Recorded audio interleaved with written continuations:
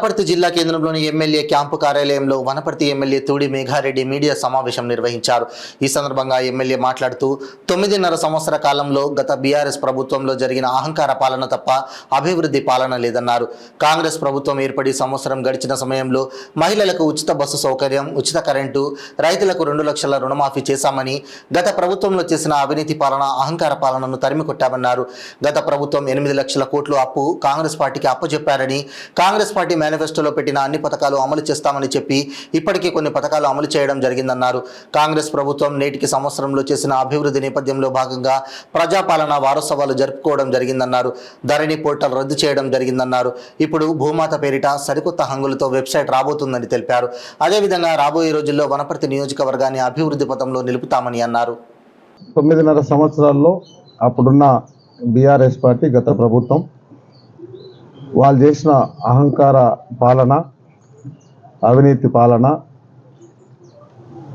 వాళ్ళు అక్కడ కొన్ని స్కీములు ముందర పెట్టుకొని ఓన్లీ అడ్వర్టైజ్మెంట్లు ఎక్కువ చేసేసి అంత మోసం చేసుకుంటా 67,000 కోట్ల అప్పులతో 2014 నాడు కేసీఆర్ గారికి అప్పుడున్న కాంగ్రెస్ ప్రభుత్వం అప్పచెప్తే మళ్ళీ డిసెంబర్ 7th అంటే రేపు 2023 రోజు వాళ్ళు 7,20,000 కోట్లతో కార్పొరేషన్ లోన్లు అన్ని కలిపి దాదాపు 8 లక్షల కోట్లు అప్పుల కుప్పతోన తెలంగాణ రాష్ట్రాన్ని కాంగ్రెస్ పార్టీకి, ఇందిరమ్మ రాజ్యానికి అప్పచెప్పిన రోజులు రేపు.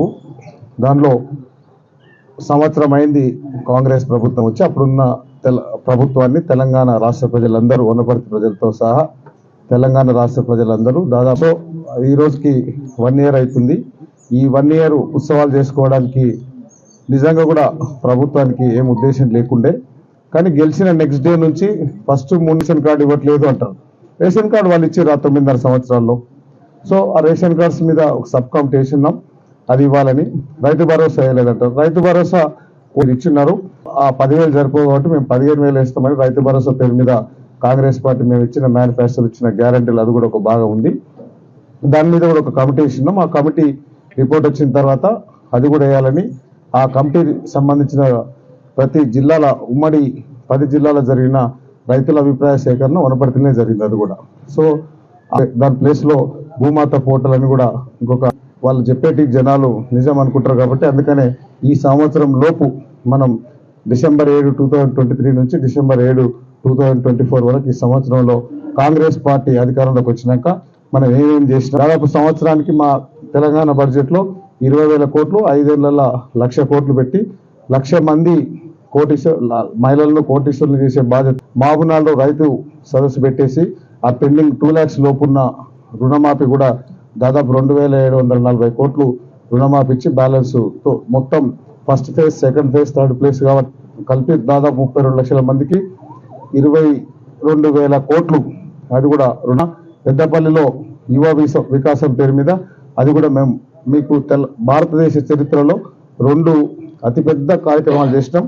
ఒకటి షార్ట్ పీరియడ్లో వితిన్ 5-6 monthsలో రుణమాఫీ అంతా క్లియర్ చేసింది చరిత్రలో. 22,000 కోట్లు స్టేట్ బడ్జెట్ నుంచి కార్పొరేషన్ లేకుండా అప్పులు లేకుండా చేసిన ఘనత రేవంత్ రెడ్డి గారిది.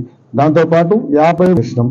దాంతోపాటు మహిళలకు ఉచితంగా బస్సు చేసినాం. దాదాపు 5,650 కోట్లు ఇప్పటి వరకు మేము ఆర్టీసీ రాష్ట్ర ప్రభుత్వం పే చేసింది. ఎవ్రీ మంత్ 350 నుంచి 400 కోట్లు చేస్తాం. ఈరోజు ఆర్టీసీ ఉత్సవాల్లో వనపర్తి బస్ స్టాండ్కి వెళ్ళాను నేను. అక్కడ అంతకుముందు మీరన్నా తీసుకోవచ్చు. 2023 లాస్ట్ ఇయర్లో దాదాపు ఓన్లీ 69 లక్షల ప్రాఫిట్ ఉండే డిపో.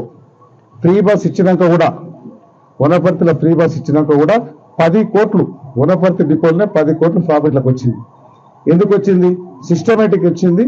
వాళ్ళు అంతకు ముందున్న వాళ్ళను ఆర్టీసీని ధ్వంసం చేసినారు. ఒక బస్సు కొనలే, వాళ్ళకి ఫెసిలిటీస్ ఇవ్వలే. తెలంగాణ ఉద్యమంలో వాళ్ళ వాడుకుంటే వనపర్తి డిపోకు వనపర్తి జిల్లాలో మన మహిళలు తిరిగిన దానికి 56 కోట్లు. సో అట్లా ఒక్కొక్క దాని మీద 200కే ఫ్రీ, 500కే సిలిండర్ ఇస్తున్నాం, 200 యూనిట్ల వరకు ఫ్రీ పవర్ బిల్ ఇస్తున్నాం. దాంతోపాటు ఈ మొన్న ఈ వరి